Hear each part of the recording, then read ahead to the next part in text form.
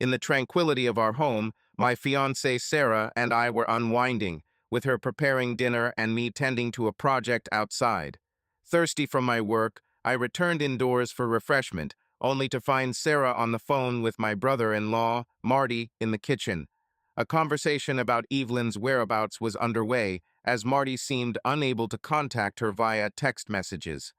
This interaction, however, has set me contemplating whether I am making a grievous error by proceeding with our wedding, scheduled just 2 weeks away. Through their talk, I discovered from Sarah that Evelyn had departed our location and was anticipated to return within half an hour. In the kitchen, my curiosity prompted me to ask Sarah about the content of their discussion, which she revealed concerned Marty trying to locate Evelyn. Later, observing Sarah in texting, I learned she was responding to messages from Evelyn on Marty's behalf. Upon querying her, she disclosed this fact. As I pondered the situation, various details connected. First, Sarah had informed Marty that Evelyn was at our location, a statement contradicting the truth since Evelyn hadn't been here since helping with wedding decorations yesterday. Secondly, it struck me as odd that Sarah decided to text Evelyn despite Marty previously failing to reach her via messages. Eventually, doubt clouded my judgment about Sarah's claim that Evelyn would be back in half an hour, leading me to wonder if Sarah knew Evelyn's specific whereabouts.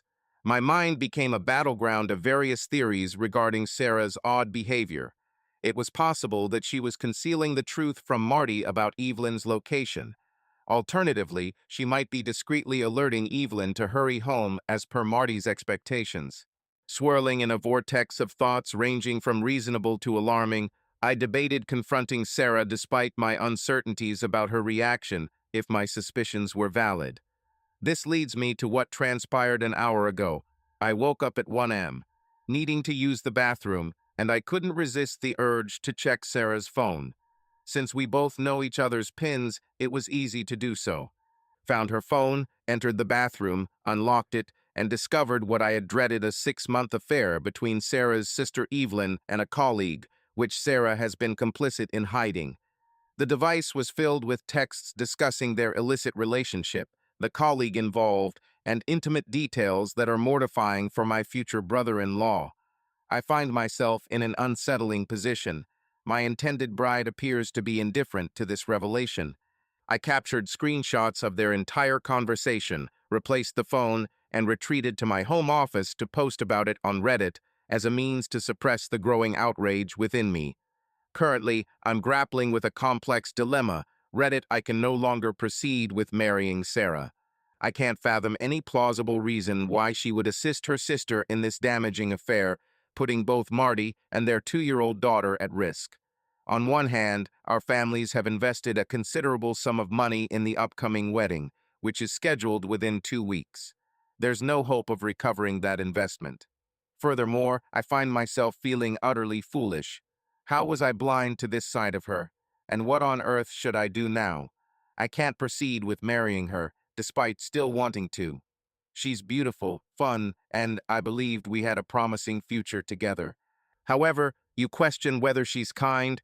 Can a person who is genuinely kind aid a cheater, conceal an affair, and harm a family with a 2-year-old child? Absolutely not. She has never wronged me personally, but I'm having trouble viewing her the same way currently. The predicament resembled a stain spoiling an otherwise appealing artwork. After some hours, I shared an update online. Upon reaching work at 7 a.m., finding no colleagues present, I bravely chose to confront the issue immediately. I contacted my brother residing in Australia. He was still awake following his children's bedtime routine. It wasn't easy delivering the unfortunate news, knowing his substantial investment on flights for him and his family to attend the wedding. My older brother commendably didn't dwell on past events, but offered support instead. He made a pertinent observation, too. He reminded me that my line of work frequently involves dealing with deceivers and fraudsters, making it logical I seek a partner with unwavering trust. He was right about this. Now, I comprehend the intensity of my reaction towards Sarah's part in the deception. Moreover, he proposed an excellent solution. Despite his intention to visit, they would go to Disney World instead of attending the wedding. By doing so, His children would have me as their accompanying uncle. The arrangement seems feasible since my partner and I were already planning to vacation in Florida and connect with them anyway. I will modify our trip to be near him and his kin, offering Sarah's ticket to either my sister or another relative. In the future, I will provide another update, revealing my distress. I will also disclose that Marty is a teacher, making life difficult as the profession is already demanding in nature. Update: arrived at Marty's house around 10 a.m. He had just laid his daughter down for a nap, and we had a prolonged, frankly tense discussion in the kitchen. Essentially, he had been suspicious for a couple of months, but Evelyn had effectively hidden her actions, possibly with my fiancé's help and that of a few mutual friends. Unfortunately, I don't have all the messages from the past 6 months. I only have several screenshots I saved from Sarah's phone and shared with myself. Despite this limitation, I gave Marty whatever information I could and offered to help in any way I could. As a field analyst for an insurance company focusing on workers' compensation fraud, I have some relevant knowledge and connections. Currently, I'm working on my laptop in my future brother-in-law's kitchen, trying to recover as much information as possible. Soon, I need to contact Sarah and inform my friends and family about the wedding cancellation promptly. Now that I know the cancellation won't harm Marty, I must do so. I've been able to rebook most of the honeymoon arrangements, but there was a problem with the tickets because Sarah was using her maiden name, and our airline has strict rules regarding surname changes. Despite their initial reluctance, they granted me the option to cancel and receive a partial refund, enabling me to rebook for my sister, who is due to travel with her brothers and nieces to Florida soon. I'm postponing cancellations of the venues until after discussing it with Sarah. I don't wish to alert anyone until Marty has had an opportunity to address Evelyn's situation. However, I plan on informing my family and friends this afternoon while requesting them to maintain secrecy. At present, I find myself in a state of chaos, attempting to cancel whatever I can.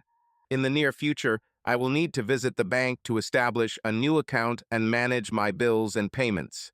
Some commenters have suggested I segregate my finances, which seems feasible. The mortgage is registered under my name since we're not married, and I earn more. However, Sarah provided approximately $220,000 towards the down payment in contrast to my contribution of $60,000. I might need to repay her that sum along with several mortgage installments from the past 16 months, though things could be more dire. Currently, I'm writing this at my friend Mark's residence. Mark is a previous coworker in the same profession as myself, where I work as a private detective specializing in investigating potential fraudulent workers' compensation claims. Recently, Marty sought my assistance in identifying the man Evelyn was unfaithful with, provided only the name Jake as a lead. To begin with, I didn't delve into intricate sleuthing. Instead, I scoured LinkedIn for connections between Jake and Evelyn, but drew a blank, which I found peculiar.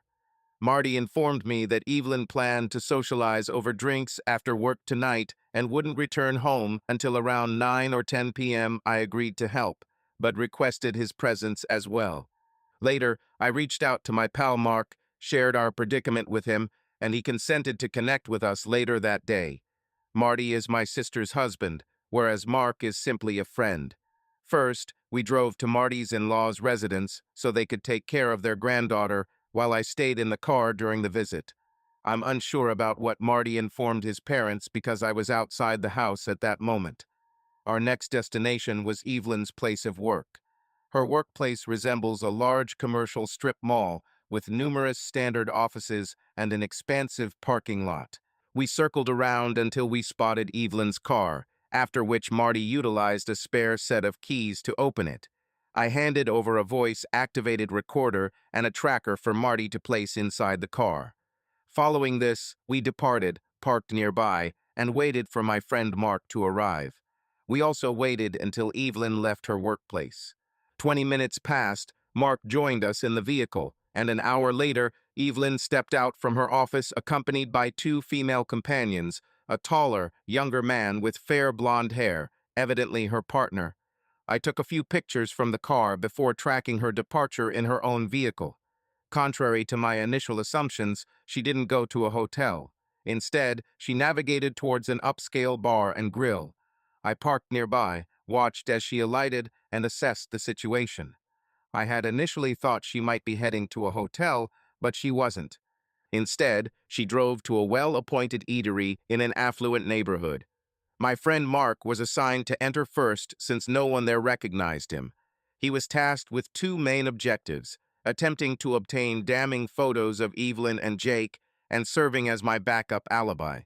Marty and I stayed in the car for around 20 minutes before I received my first text messages from Mark, which had photos of Evelyn and Jake involved in romantic activities with their two female coworkers as witnesses.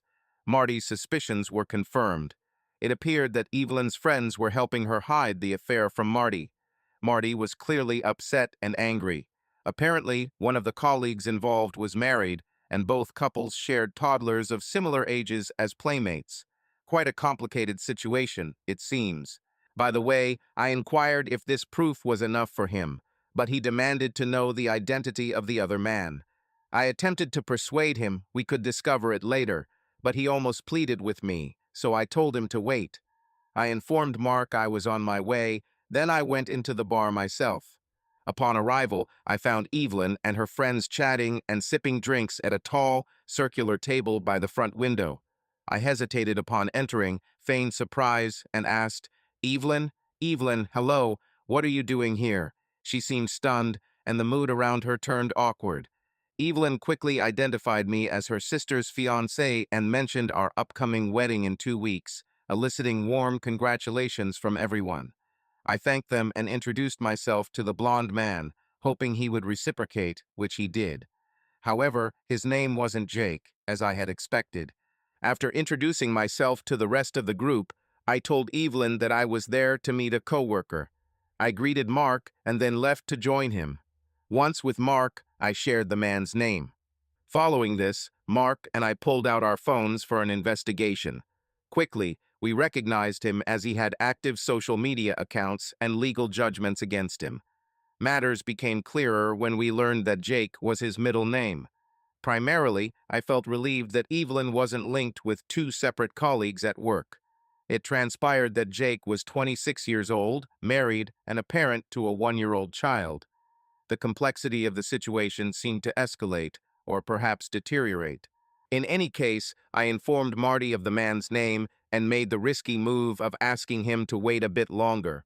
Basically, I was serving as a sort of chaperone at the bar, ensuring my visibility towards Evelyn and her group. It appeared from the periphery that no one appreciated my presence, dampening their evening. This was precisely my aim. For approximately 10 additional minutes, I held back before directing Marty to inform Evelyn about his overnight stay at his parents' place with their daughter. Not long after, I observed Evelyn retrieving her phone, displaying it to Jake, and ultimately everyone deciding to call it a night.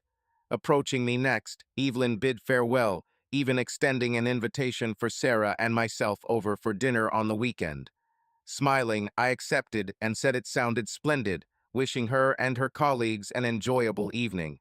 Mark and I awaited their departure, settled our bill, and then swiftly returned to Marty, who was still waiting. There was a degree of uncertainty on our part due to wondering what Evelyn might do next. I half anticipated she may have reserved a hotel room already, which could have caused complications and reduced my choices. However, it appears tonight had been intended for a casual evening at the bar all along. Matters worsened when Marty opted to stay at his parents' residence. Instantly, Evelyn departed, allowing us to trail discreetly, parking some distance away. Shortly afterward, another vehicle parked in Marty's driveway. We observed Jake exiting the car, approaching the door, being led in by Evelyn. They entered the house together around 7:30 p.m. At this juncture, I had my own evening plans. As a friend, I felt I had done all I could for Marty, who seemed capable of dealing with the situation himself. Although I sympathized, I didn't wish to be more entangled in this affair than I already was. Assisting him during his confrontation with his unfaithful wife felt overwhelming, particularly given my current circumstances. Marty acknowledged and promised he would manage the situation further. It transpired that Marty possessed more resilience than Evelyn might have suspected. He retrieved my equipment from Evelyn's car, and we bid our farewells. 2 hours ago, I got a text from Marty informing me he'd confronted Evelyn and was indeed visiting his parents' house. Since then, my phone has been silent on updates about her. I've been with Mark since then. I assume my part in Marty's affairs is over unless he heeds my advice and records the situation upon entering the house, which I'll learn later. Currently, my focus is on reaching home and telling Sarah our wedding is off. She'll likely take it badly, but I can't proceed with a marriage.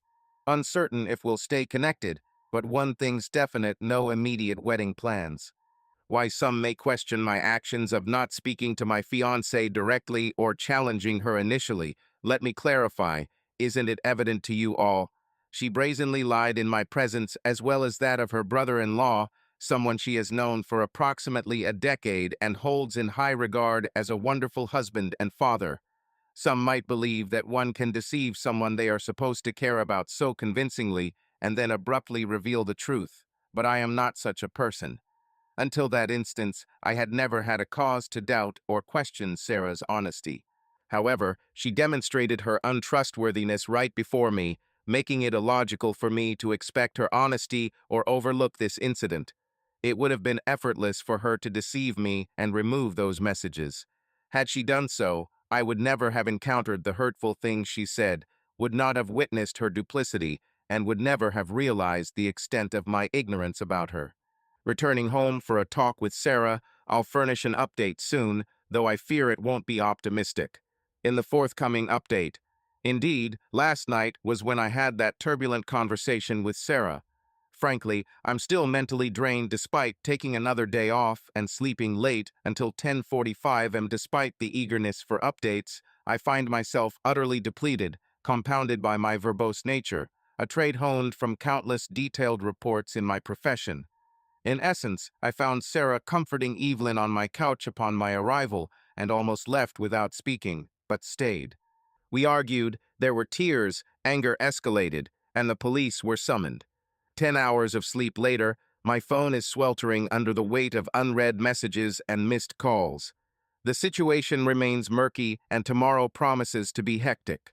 My family became aware of it yesterday afternoon, but today I need to contact some friends and attend to assorted issues.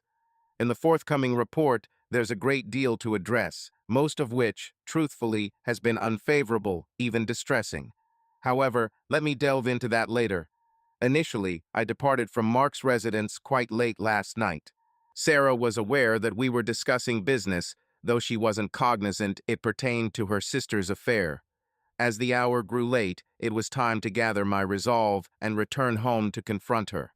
With some encouragement from Mark, I eventually found the courage, messaged Sarah about my arrival, and departed in my vehicle. Upon entering the house earlier, I found an unexpected sight: Evelyn crying on the couch with Sarah. Her car wasn't visible in the driveway when I arrived, making this encounter a surprise. For a moment, I contemplated leaving without saying anything, as the situation wasn't what I had imagined. I knew Evelyn's presence would escalate an already tense situation. I had a course of action in mind, and I wanted to stick to it. As I stepped into the room, both women glanced at me but remained silent. I expected a barrage of accusations, yet none came. Instead, I met their gaze, raising an eyebrow as if questioning their silence. The moment was tense for a few seconds until Evelyn continued crying and Sarah comforted her again. It seemed that Marty hadn't informed them about my role in exposing Evelyn's affair, so I chose to pretend ignorance. I eased into an armchair, set my laptop bag aside, and retrieved my phone from my pocket. Pretending to tinker with my device, I inquired about their situation. Evelyn continued sobbing, but Sarah glanced at me and clarified, "Marty is divorcing Avi." "Why?" I probed. Sarah hesitated momentarily before giving me a knowing look. Her face seemed to twist, much like a 5-year-old's expression when told to eat their vegetables or complete their chores. Evelyn cast a glance at Sarah that required no familial intuition to comprehend. Eventually, Sarah disclosed she was unfaithful. Admittedly, her response took me by surprise. It wasn't at all what I had anticipated. Indeed, some might argue, now the secret is out, so there's no need for secrecy. Yes, that's accurate, but it's equally valid to suggest she could have feigned ignorance or rephrased her response differently.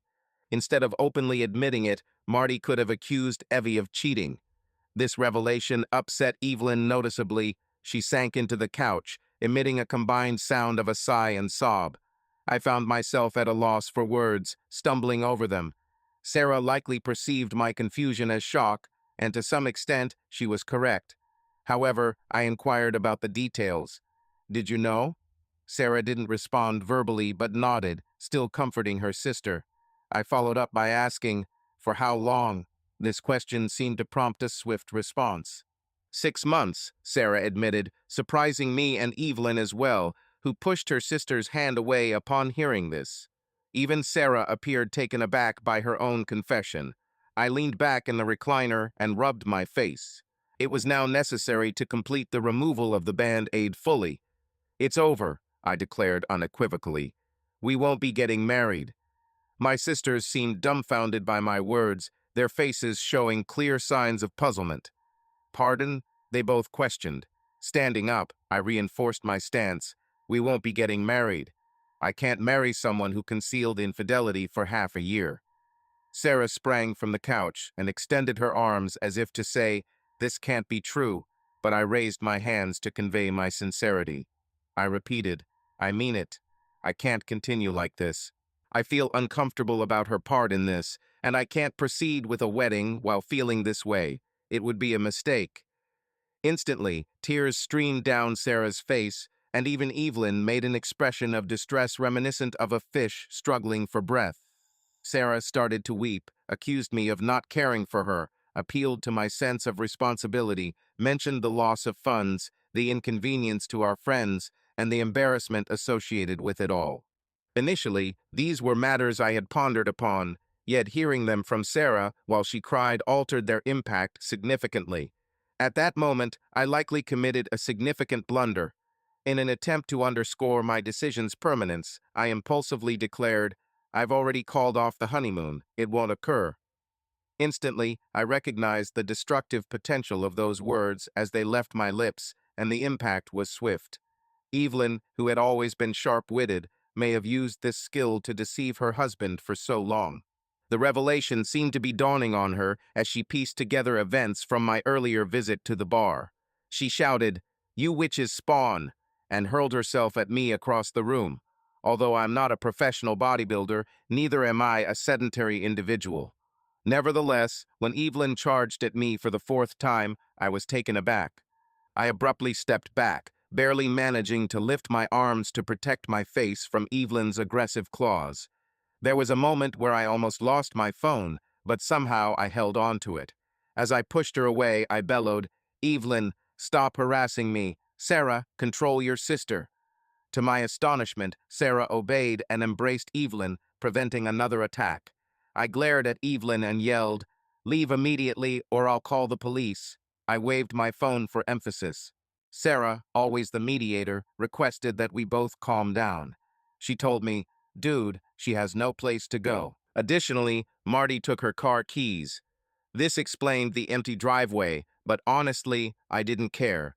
I was at boiling point with Evelyn and determined to make it clear. Angrily, I entered my home office, slammed the door, then dialed the police. I reported a physical attack by my fiancé's sister, vividly describing myself huddled in the office, with fresh injuries on my face, vision blurred, and life teetering precariously. I also mentioned having recorded the fight on my phone.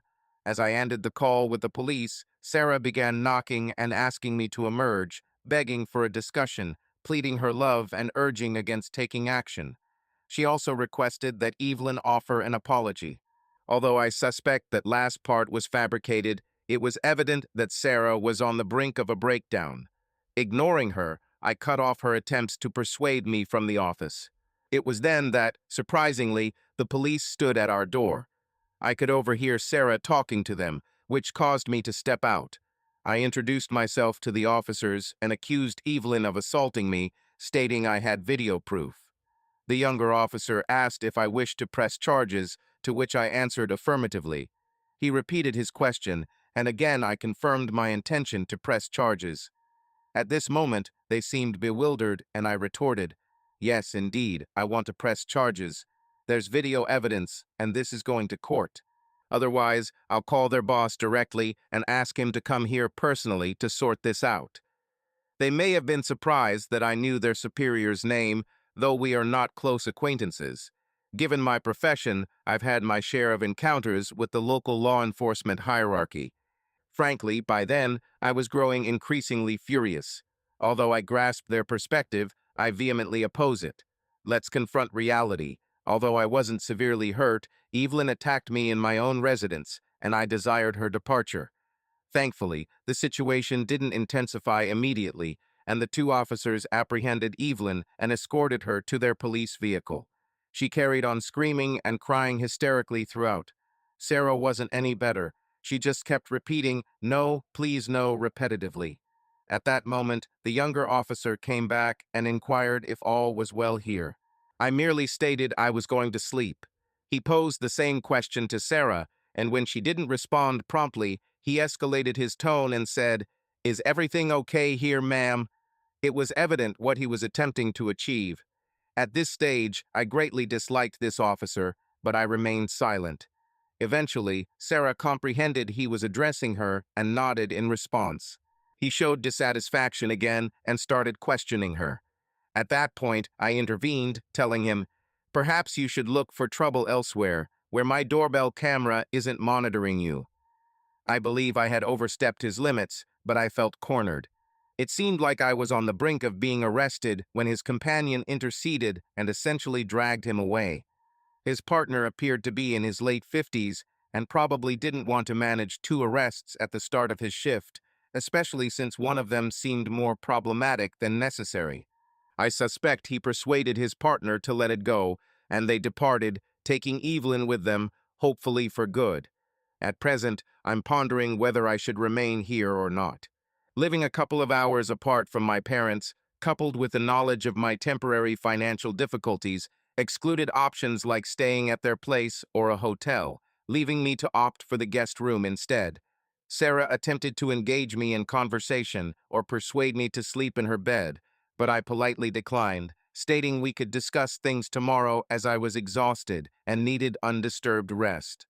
To my relief, she honored my request, and I enjoyed a deep slumber, deeper than I had experienced in years. This brings us up to date, but allow me to share that the following day proved to be the strangest of my life without a doubt.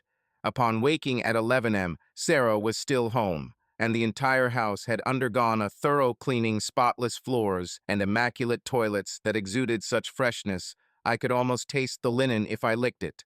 She appeared occupied. Upon noticing me, she remained at an arm's length, suggesting she had something to share but didn't quite engage. Given last night's events, I sensed her uncertainty. Maybe I acted too hastily in canceling the wedding, or perhaps my feelings weren't clear.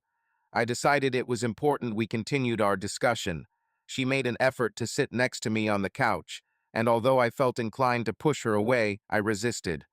Despite not going through with the wedding, I didn't feel inclined to express animosity towards her since, truthfully, I didn't. I was disheartened by some revelations in her conversations with her sister, but we were both grappling with difficult circumstances, and I wanted to avoid worsening the situation or making matters more convoluted than necessary. It took additional effort to convince Sarah about the cancellation of the wedding, as she was dealing with it extremely badly, to put it mildly. She was devastated. There were instances where I feared she might be having a panic attack. Despite my own coping mechanisms improving over time, it's important to note that this decision was mine, and I had more time to accept its implications. Eventually, Sarah posed the crucial question, "What about us?" I acknowledge that some may criticize my actions, particularly those on Reddit who argue that every relationship problem necessitates an immediate breakup. In truth, canceling the wedding felt like detonating a massive bomb in our 6-year relationship. However, at that moment, I couldn't provide Sarah with an answer. I simply didn't know. I admitted to her that reading those messages had shown me a side of her I hadn't known before. I acknowledged my uncertainty about her and our relationship. Her support for Evelyn in criticizing Marty, encouraging infidelity, and even betraying both Marty and their daughter puzzled me. She consistently said, I know, it was wrong, I know.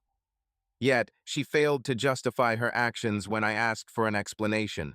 She claimed she got caught up in the moment and felt obligated to support her sister. I expressed my opinion that a good sister should guide you towards righteousness rather than enabling unkind behavior. She agreed with me, confessing that Evelyn had always led her as children, and she often followed suit. This resonated with me as I too have an older sibling, but we've spent the last 18 years apart, except for rare holidays like Thanksgiving or Christmas. Despite Sarah having a potentially negative influence compared to my older sibling, I encountered a significant surprise within 48 hours. She voiced her discontent, saying it wasn't fair. Baffled, I asked for clarification, and she pointed out an instance from last year where I had been involved in sexting with a girl named Wendy, known as BMI on Instagram. I was taken aback as I had no recollection of this incident. I questioned whether it was a joke or if Sarah might be experiencing some distress, since I had never engaged in cybersex or sexting with anyone, particularly an Instagram user. Now, I find myself growing more assertive, and Sarah is yelling at me through her tears, accusing that she saw the messages last year but decided not to talk to me since I had ceased those activities. She claims she was going through my social media accounts from our home computer when I was at work, an activity that seems rather uneventful as it only involved family and a few work associates. I try to reason with her, suggesting she log into all my accounts and verify for herself, but she persists in calling me a liar and hurling other hurtful words. She begins tossing objects at me, and the situation is escalating. I warn her that if she throws another item, I'll have her evicted from this house, just like her sister. She curses at me and storms off to the master bedroom, slamming the door. At this point, I find myself bewildered and unsure of what to believe. I retreat to my office, turn on my desktop computer, and search for BMI Wendy on Google. Astonished, discovered multiple online accounts linked to that name, an Instagram, Twitter, Reddit, and an OnlyFans. Clicked on one Instagram link, found a post showcasing a woman with impressively large assets, pushing boundaries of science and technology. Surprisingly, she was Australian. Recalled my brother staying with us over Christmas from Australia. Allowed him to use my office computer for games if he had jet lag. Appeared to have uncovered that, after his family slept, my brother possibly logged into Instagram, OnlyFans, or similar platforms, spending money to chat explicitly with this woman. Quite a surprising truth about my once respected brother, isn't it? Desiring to contact my brother to clarify my doubts and deliver a stern warning, yet it's late at night there, so I must be patient. Restlessness consumes me as I ponder over my feelings towards the situation. I am utterly disillusioned by everyone implicated. In this moment, I question, where is this world headed? Though I strive to link Sarah's observations of my brother's actions with her behavior toward Evelyn, the connection remains unclear. Despite my best efforts, the puzzle pieces don't fit perfectly. Perhaps she shows more leniency or forgiveness than myself, which explains why she didn't confront me when she witnessed it. But I wish she had, as it would have given me an opportunity to express my views and demonstrate my approach. Such a conversation might have left a positive impact on her, although it may not have changed anything. I can't say for sure. This composition has expanded into an extended essay, consuming much of my morning when I should have been productive. My attempts to jot down my thoughts here have prolonged the process unnecessarily. It's relieving to express myself, but there appears to be additional content equivalent to 2 or 3 posts waiting to be shared. Due to doubts about whether this subreddit would approve, I will no longer post these further installments here. Instead, I intend to update my profile in the following day or two with the remaining tale, encompassing my interactions with my brother, parents, Sarah's parents, and our current situation with Sarah. One point of certainty is that my immediate family relationships seem severely strained for multiple reasons. Although my parents have been supportive initially, their sentiment is shifting as the full extent of the financial loss becomes apparent. The marriage, as predicted, remains canceled. Sarah's parents are more distressed, and I'm aware they likely disapprove of me at present. Regarding Evelyn, for those curious, she's out of jail now, thanks to Sarah bailing her out. I criticized Sarah for this, nicknaming her Sister Zunderling. This seemed to upset Sarah, prompting her to write a lengthy 20-page letter detailing how their sisterly relationship was marked by Evelyn's bossiness during their childhood. I've read it twice, and I wish we had addressed this earlier. Perhaps things might have been different. I apologize for the tardiness in updating you. The past few days have been hectic with numerous events that kept me occupied. It wasn't until today, post-lunch, that I finally found some free time to write this. In other news, I'm not fully aware of Marty's divorce status, but as far as I know, it's still in progress. There are no formal documents yet, but his intention to divorce is evident. I can't endorse any particular action for Marty, provide legal guidance, or assist him in taking personal actions against the other man or his spouse. As his friend, I'm here to offer support and advice if he asks for it. Additionally, this post isn't an underhanded advertisement for an OnlyFans model. If it were, I would have made that clear in my initial post, which reached Reddit's front page and was viewed by over 3 million people. It's not surprising that another Redditor, Bambi Wendy name changed, encountered this story and recognized her name. There are numerous girls on Reddit who share photos, so it could have been any of them. Incidentally, I have interacted with Wendy, and she was helpful in verifying something for me. Personally, she appears kind, but there are no romantic aspirations for the future. For close to 2 decades, Wendy has been Wendy a handful for an ordinary insurance agent like myself, though her husband might find it acceptable. Moving forward, let's discuss the latest developments. In my last message, I implied that my brother had communicated with Wendy through my office computer, but due to his time zone, I couldn't contact him then. Being someone who tackles problems head-on is beneficial for my profession, yet it can be maddening in circumstances like this. Consequently, I chose to pause, set aside the issue temporarily, and concentrate on my immediate tasks. The first of these was to get in touch with everyone from my end who had been invited to the wedding, but hadn't been informed about its termination. As you might remember, I had already alerted my parents and asked them to notify our relatives when I made the decision. Only Sarah and I possessed the entire guest list, hence I had to manage the remainder solo. In deference to my friends, I opted to phone them instead of messaging.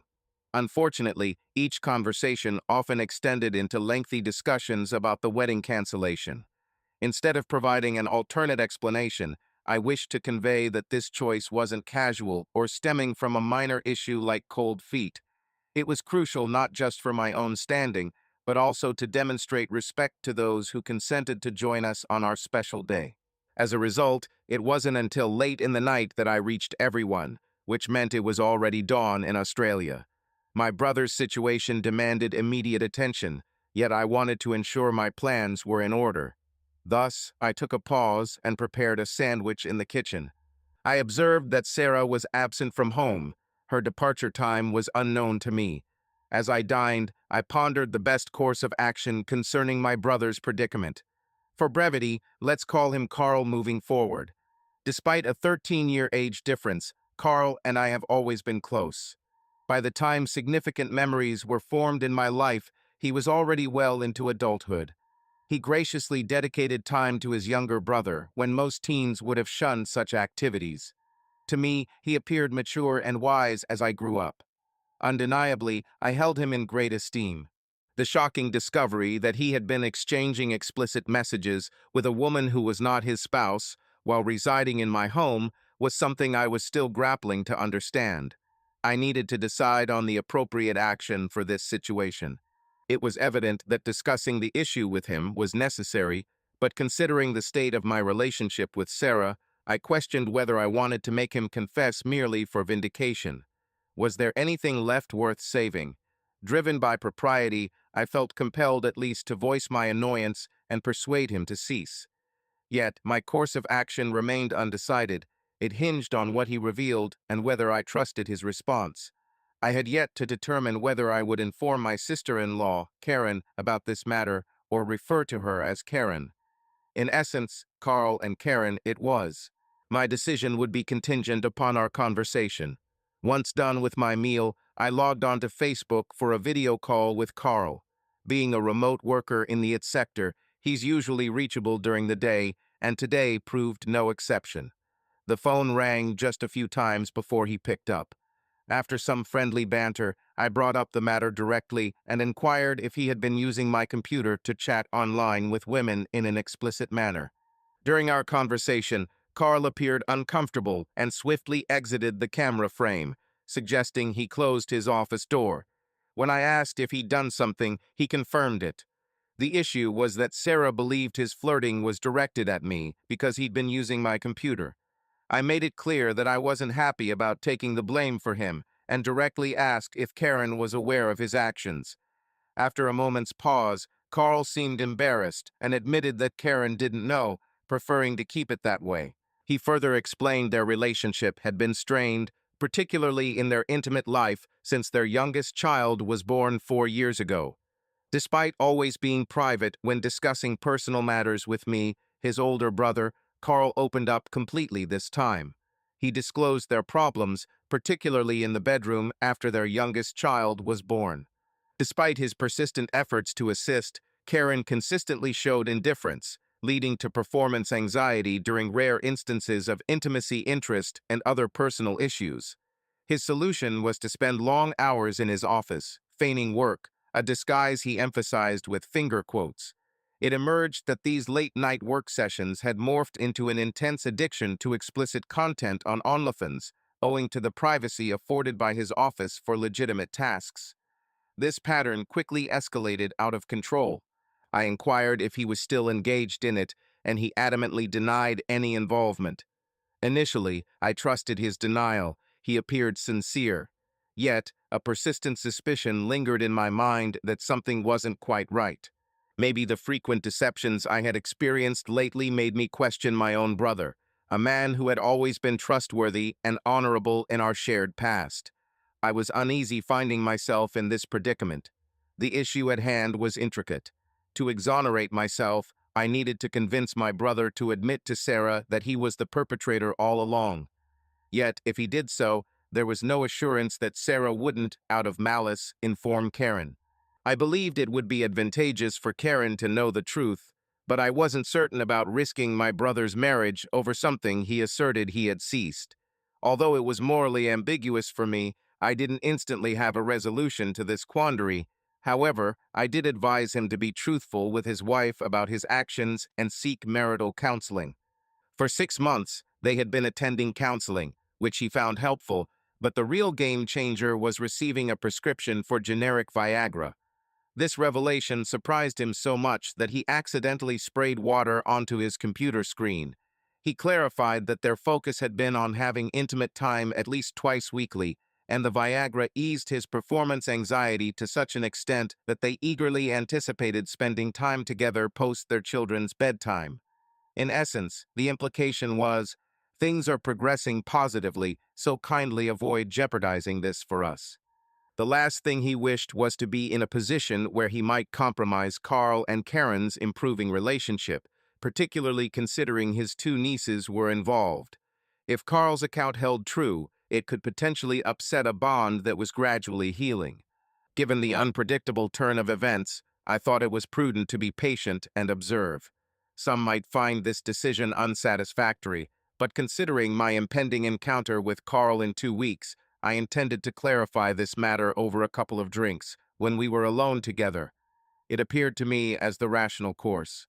That evening, I chose to retire early. I didn't see Sarah until the next day, and she seemed drained, suggesting a lack of rest. As usual, I inquired about her whereabouts. We had been together for almost 6 years, so I felt justified in asking. She disclosed that she had gone to the courthouse for Evelyn's bail hearing. The courts close early on weekends, hence her departure soon after my office hours. Following this, she drove Evelyn to her parents' home and stayed overnight there. She emphasized that she'd informed her parents about the canceled wedding, and I asked if they were aware of the reason. She brusquely responded, "Yes, they know." By then, I was growing weary. I retaliated, Are you planning to return there so your parents now have two daughters? Although immature and spiteful, her aid to Evelyn in getting out of jail infuriated me. There's no need for rudeness, she said, to which I replied, and there's no need to be an obedient follower of Evelyn. Sarah winced at my words, clearly hit a sensitive spot. Her eyes filled with tears. We stood silently in the living room for a few moments before Sarah spoke again. Our parents are arriving at 3, she said. I sighed at this revelation. Instead of accusing her for not discussing this matter with me, I recognized that such an approach would stem from egoism. Given the circumstances, I had to discuss wedding details and return any deposits with them. Furthermore, I understood that I needed to communicate the cancellation to everyone personally, so I reluctantly agreed to proceed. However, on a Sunday, there isn't much to engage in apart from passing time, and it's not pleasant when one is aware of an impending challenging encounter in a few hours. At 3 p.m., our parents arrived. We convened at the large kitchen table that Sarah had bought about a month after we took possession of the house. It was a second-hand table from Facebook Marketplace, which she cherished because it was solid oak, beautifully finished, could accommodate 8 people, and was as heavy as its description implied. Originally, I had imagined lavish family dinner parties, not under these circumstances. The subsequent 3 hours were torture. No one was content, and truthfully, they shouldn't have been. The main encouragement I received primarily stemmed from my own parents, but even their support was guarded. Essentially, it boiled down to, "This is his decision," implying, "Yes, we think this is irrational as well, but we stand by him." Quite frankly, that was acceptable to me. I didn't want my parents to be tainted by the canceled wedding through association. I was prepared to assume responsibility for it. In time, we reached a fair compromise concerning the wedding. We aimed to recover any funds possible, distribute them according to their respective contributions, such as the honeymoon being fully funded by me, and other expenses like flowers being entirely covered by Sarah's parents. The remaining losses were then shared collectively. During the discussion about the house, Sarah firmly rejected my proposal of repaying her or her parents for the down payment. In truth, she had no intention of moving. Given our lack of detailed conversations regarding our future and living arrangements, the proposition to settle the house equity took Sarah by surprise, as it appeared to suggest that I wanted her to vacate our home. Her reaction was strong, and rightly so. I should have first clarified our relationship status with her before discussing a payment plan with her parents, thus unintentionally revealing my feelings about our relationship. Although our parents may have foreseen or at least grasped this, Sarah was profoundly upset. She flatly refused to accept a breakup due to this matter and made it clear, "I am not leaving my house and we are not breaking up," she asserted. Essentially, that's how my Sunday evening ended. After our parents departed, Sarah and I tried to carry on our discussion, but we kept circling back, unable to find a resolution. Truthfully, I was quite fatigued and wanted to still my whirling thoughts.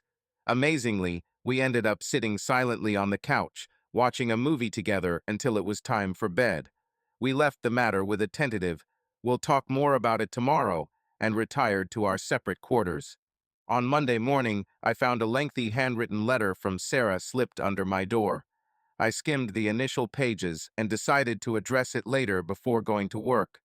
As I left, Sarah was still in bed, suggesting she had stayed up late writing that letter.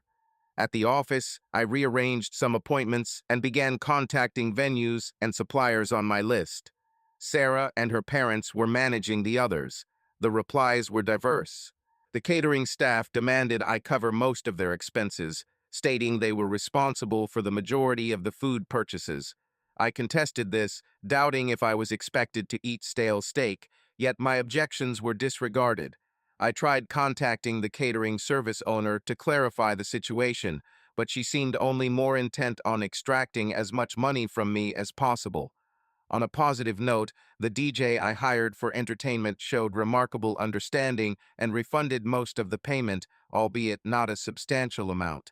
The rest of the day unfolded in this manner, with me making calls and working, while during breaks I read Sarah's letter, which spanned approximately 20 pages. In essence, Sarah's life has been marked by bullying from Evelyn. As a coping mechanism, she conforms to Evelyn's desires or expectations. In her reflection, she acknowledged that this conduct developed into a persistent pattern throughout her life. She was apprehensive about challenging the norm, causing conflicts, and occasionally sharing her own thoughts. Upon closer examination of our relationship, I conclude that Sarah could have been excessively accommodating as a girlfriend. Essentially, she never opposed my views, never prioritized her plans over mine, and seldom strongly disagreed with anything I desired to do. She consistently strived to be helpful and often acted like a compliant partner in our relationship. Until now, we hadn't faced even a minor dispute in our 6-year relationship, let alone a serious argument, which from a romantic standpoint might seem perfect, but it isn't. It seems to me that Sarah has hidden, deep-rooted insecurities and a persistent urge to satisfy others, which is commonly known as people-pleasing. Looking at it this way, much becomes clearer, and I've come to the realization that, despite spending 6 years together, I don't genuinely understand Sarah. It's almost like she has created an image for herself that simply reflects what she thinks others want to see. In our relationship, she has maintained the role of a perfect girlfriend without allowing me to truly know her as an individual. The texts we exchange don't necessarily reveal the authentic Sarah. Instead, it appears they represent yet another reflection, this time, reflecting Evelyn and her imperfections. It strikes me as though our relationship is imbalanced. While she might love me for who I am and my openness, I may have only loved her for the way she mirrored my own identity. It might sound somewhat abstract, but I completely resonate with you. I've been grappling with a vague idea that's proving hard to pin down.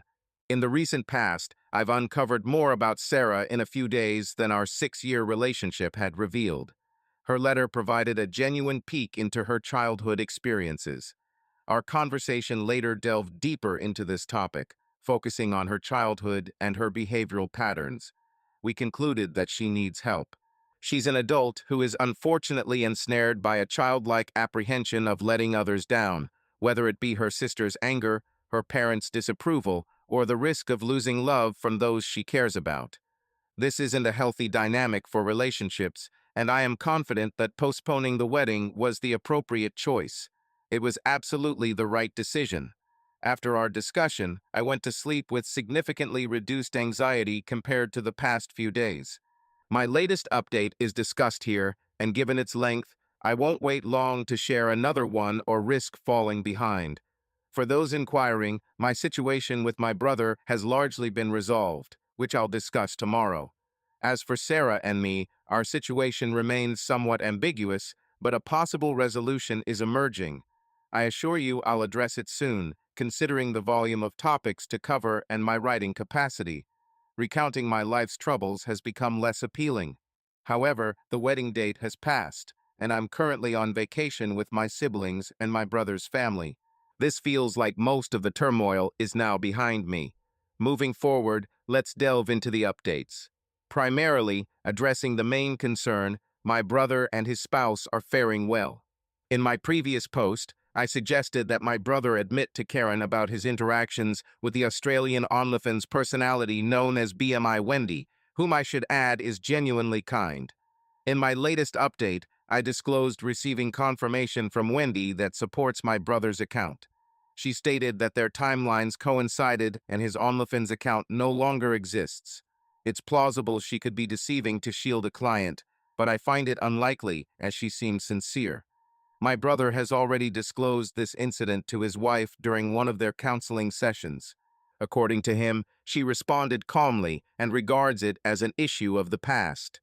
Last week, I discussed this matter privately with her, and she expressed that their attitude might not be as traditional as perceived, saying, "We're not as prudish as you may believe. We share a common interest in X films, and this analogy is how I perceive their current predicament." He wasn't about to engage in an affair. Instead, I questioned her stance if he had visited a legal escort, something permissible where they reside. She asserted she wouldn't, yet he didn't, establishing their boundary. While this differs from my perspective and some vocal Reddit opinions, The noises from their hotel room last night indicate that everything is going well for them, apparently resolving their dormant relationship. In truth, they are making the most of their time. They exchanged hotel rooms with my sister, who is temporarily taking care of Sarah's kids, and now the children are with her. They even have two babysitters on standby to look after the kids while they enjoy some privacy. Although we can speculate about what they might be doing, let's refrain from delving into specifics. Looking back, I feel I acted wisely by allowing my brother time to resolve his issue independently, disregarding external pressures. Comparing this situation to that of Evelyn is like comparing day and night. I do not concur that indulging in online emotional intimacy with a professional escort equates to the gravity of a full-blown affair. Furthermore, my reaction to the incident contrasts sharply with Sarah's handling of her relationship with Marty. As previously stated, she hid their affair from him, derided him in public discussions, and made remarks that I won't elaborate on for several reasons. In essence, I stand by my decision, and others may hold differing opinions. Now, let's discuss the wedding itself. There isn't much to add here. We suffered substantial losses, yet we were prepared for this outcome. In discussions with the caterer, who asserted they had ordered all the food, a larger refund or the food itself was agreed upon. We opted for the latter, which appears just. Consequently, a considerable amount of frozen steak, chicken, and fish was delivered to my parents' home, with them distributing it to interested individuals. Moreover, wedding presents from far-off relatives have arrived at my residence, remaining there until we can return them. Ultimately, our wedding day transpired, and for our mental well-being, Sarah and I decided to spend the occasion separately. Regarding Marty and Evelyn's predicament, it seems resolution may not come quickly. Marty is adamant about divorcing Evelyn, but she persists in attempting to change his mind. With the onset of the new school year, Marty resumes teaching and can no longer care for his daughter daily, causing him distress due to his enjoyment of spending time with family. Interestingly, despite the predicament, Marty has not caused issues at work for Evelyn, although he could have gotten both fired when it was discovered they used work trips for their extramarital activities. Moreover, he has not disclosed his affair to Jake's wife, a decision I find unacceptable. Upon inquiry, he merely stated he's in no hurry. He has evidence such as texts, photos from the pub, and a video of entering Jake's house, giving him control over when to reveal Jake's indiscretions. Maybe Marty derives pleasure from keeping Jake on edge, or is helping Evelyn grasp her role as the other woman in a married man's life. It's uncertain, but it's clear that this circumstance has transformed Marty, and I can't fault him for it. All my knowledge regarding Evelyn stems from Sarah, and as far as I grasp, she largely goes to work and immediately returns home, resembling a teenager with a curfew. It's apparent that neither of their parents are content with either of their daughters at the moment. Oddly enough, despite the highly visible collapse of our wedding, it appears that the ongoing drama surrounding Evelyn's impending divorce is eclipsing it. It seems they have redirected their attention from Sarah after realizing that Marty was genuinely taking steps to divorce Evelyn and secure visitation rights for their granddaughter. Unavoidably, their resentment towards Evelyn intensifies due to the reduced time they'll spend with their grandchild as a result. As for Sarah and me, I don't think this development will bring joy to anyone involved. Despite the advice I received to end the relationship or show empathy because of her apparent mental struggles, it was her behavior in text messages with her sister that truly troubled me. Regardless of whether others might comprehend my viewpoint, if I disclose those messages, I have chosen not to share them and do not wish to engage in debates about their content. In essence, it caused me to reconsider Sarah's character. Currently, I am still evaluating the situation. It's important to note that we are no longer an engaged couple, but haven't completely severed ties either. Through this experience, I have developed a clearer understanding of Sarah's personality and can now distinguish her authentic self from the image she presented to please others, including her sister. Her behavior, termed people-pleasing, is now more comprehensible to me, given the various instances recounted from her family. What's heartening is her current endeavor to address this issue. Despite finding her actions disconcerting, I acknowledge her conduct when I unexpectedly found her and Evelyn on our sofa that night. Unlike many in her situation, she didn't deceive, trivialize, or dodge responsibility. Even unaware that I had seen her texts with Evelyn, she was honest with me, potentially damaging her own image. This honesty holds weight in my perspective, prompting me to reconsider the chapter instead of closing it altogether. It's crucial to clarify that this isn't a triumph for the forgive her and lay blame at the sisters' door camp. I have yet to grant forgiveness, and our circumstances have progressed beyond that point. Sarah has returned to her childhood home with her parents, much like Evelyn, though she anticipates leaving within a few weeks due to concerns about her mental health and the obstacles in receiving help. At present, we are not in a relationship. Initially resistant to this step, I recognize her viewpoint and empathize with it. However, if, as it seems, she does suffer emotionally, delaying the issue might encourage her to seek the required aid. Sweeping the matter under the rug through forgiveness would harm our relationship in the long run. I wish she had confided in me earlier, enabling me to respond as a supportive partner in addressing the problem. For now, my circumstance can be characterized as waiting and observing regarding Sarah, with the possibility that one or both of us may eventually decide to end things entirely and move forward independently. It might be my perception, but I'm not inclined to add more complexity to my life right now by engaging romantically with another woman. Consequently, I foresee this matter taking some time to resolve definitively, and I'm comfortable with that. Not every situation requires immediate, intense progression. If at any point I conclude that Sarah's problems are insurmountable or trust cannot be rebuilt, I won't hesitate to end things. I'm not interested in prolonging a seemingly hopeless situation. In reality, I don't view it as hopeless. Rather, I acknowledge its potential challenges. I'm prepared to wait and observe how things unfold. I've also begun seeking guidance from a counselor to navigate the recent events and comprehend my role in our interactions. I sincerely believe that while she may have deceived me, I was part of that deception as well. Who wouldn't treasure a girlfriend who never disagrees, harmonizes her actions with mine, and consistently prioritizes my joy over hers? The challenge, for me as well as possibly Sarah, is discerning whether her affection for me is sincere or stemming from her long-standing desire to appease others, fueled by the fear of rejection and anxiety. Once we uncover these truths, we'll learn the destiny of Sarah and our relationship. I acknowledge this might not be the update everyone anticipated, but it's everything I can provide at present. Do feel free to revisit in a few months to catch up on developments.